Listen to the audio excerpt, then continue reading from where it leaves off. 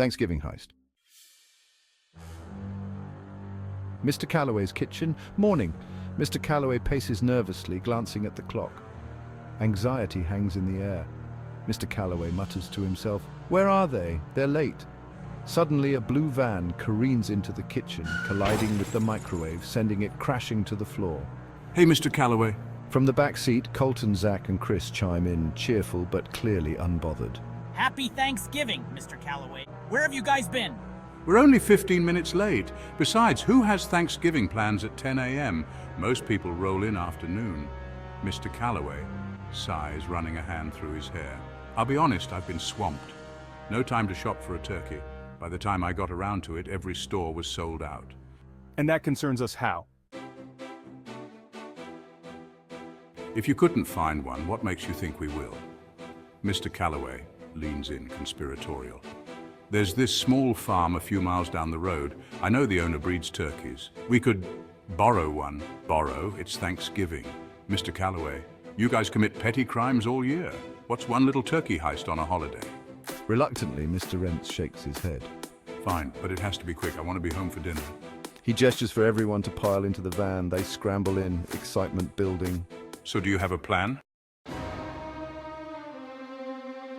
He leans forward, laying out the scheme. Colton, Zach, and Chris will be on distraction duty, while Mr. Rentz, Mr. Dugan, and I sneak in for the turkey. You're sure about this? Mr. Calaway, with a hint of sadness. I have to be. There's no other way. All right, let's do this.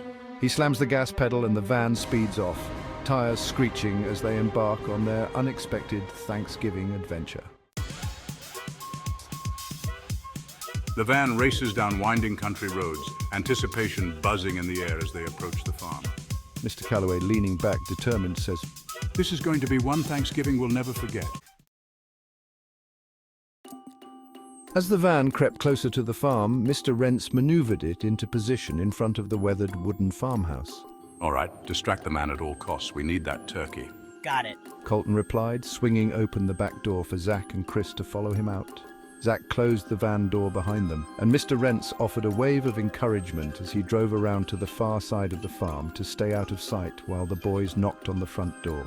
Do you think he'll be nice? We've never met this farmer before. He can't be worse than our school administrator, Amy. Zach said with a hopeful grin. Colton approached the door and knocked on the old brass handle with a sense of urgency. A moment later, an elderly man in a robe opened the door. Good evening, fellas. I'm Farmer Frank, the owner of this farm. Good morning, sir. We're volunteers sent to help out on your farm today. Is there anything we can do for you? For heaven's sake, no. Kids shouldn't be doing physical labor on Thanksgiving. Farmer Frank replied, shaking his head. I don't get many visitors, though. How about this? Come inside and we'll play a game of cards. That sounds great. Well, what are you waiting for? Farmer Frank said, stepping aside to invite them in.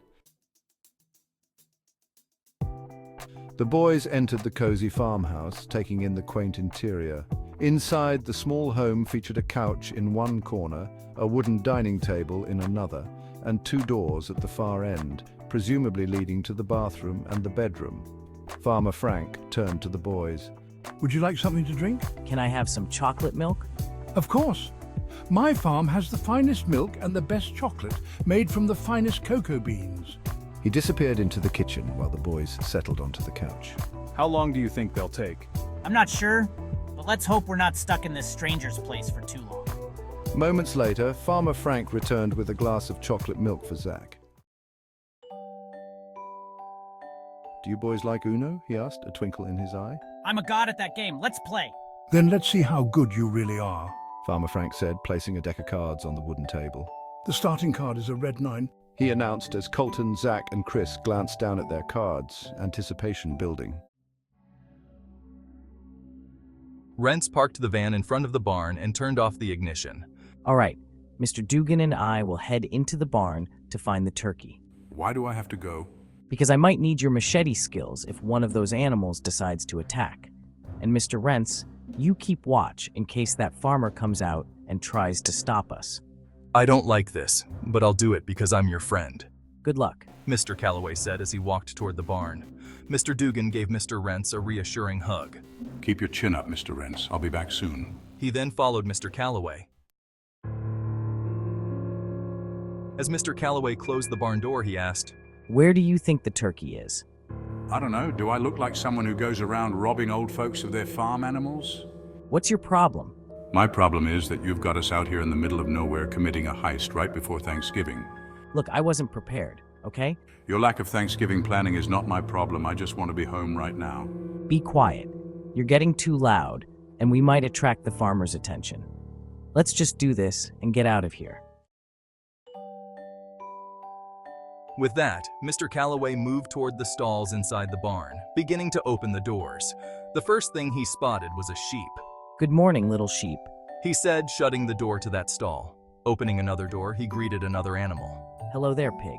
Peeking into yet another stall, he exclaimed, Oh, cool, a horse. Meanwhile, Mr. Dugan stood in the corner of the barn, listening to Mr. Calaway. Hey there, little animals. Suddenly, a loud scream pierced the air. Help me, I'm under attack. Mr. Calaway shouted in pain. Mr. Dugan rushed in the direction of the commotion and found Mr. Calaway struggling with a feisty farm cat. Help me. I didn't know the farmer had a cat guarding the place. They're surprisingly strong. Mr. Dugan quickly reached into his pocket and pulled out his machete, throwing it at the cat and severing one of its legs. The cat released its grip on Mr. Calaway and began howling in pain. That's what you get for attacking me, you little menace. Don't be hostile. It was just doing its job. Oh, come on. You probably killed it, and you've taken down plenty of people yourself. You're not one to judge. At least I'm not planning to rob a poor old man. Whatever. Mr. Calaway said, stepping out of the barn and back onto the main farmland. Where's the turkey? Mr. Rentz asked. Shoot. I forgot all about the turkey. I have to go back in. Well, I'm not going back in there. You were rude to me. Fine, I'll get the turkey myself. Mr. Calaway said as he headed back into the barn. Once Mr. Calaway was out of sight, Mr. Rentz asked, What did you say to him? Oh, just giving him a hard time about wanting to rob an old man of his farm animal. Let's just sit back on the hay and wait for Mr. Calaway to return with the turkey. A few moments later, Mr. Calaway emerged from the barn, triumphantly holding a turkey. I got it. Colton, Zach, Chris, and Farmer Frank were deep into an intense game of Uno when they heard a knock at the door. Hang on, boys, I'll get it. Farmer Frank rose from the cozy couch and made his way to the front door, swinging it open. What can I do for you? Oh, hey there, I'm Mr. Rentz, the boys' teacher. I'm here to pick them up. Sure, but just one question. The boys exchanged nervous glances as Frank continued. They told me you had them out here on my farm to do volunteer work. Why would you do that? It's Thanksgiving. They should be with their families. Mr. Rentz shot the boys a dirty look. It wasn't my decision. The school district set this up. I was just following orders. Whatever, we had a great time. We played cards and one of them really loves my chocolate milk. Is it made from fresh cocoa? It sure is. How did you know? I saw your cocoa tree. Mr. Rentz said, gesturing toward the tree in the front yard. Oh, right. Well, have a great day.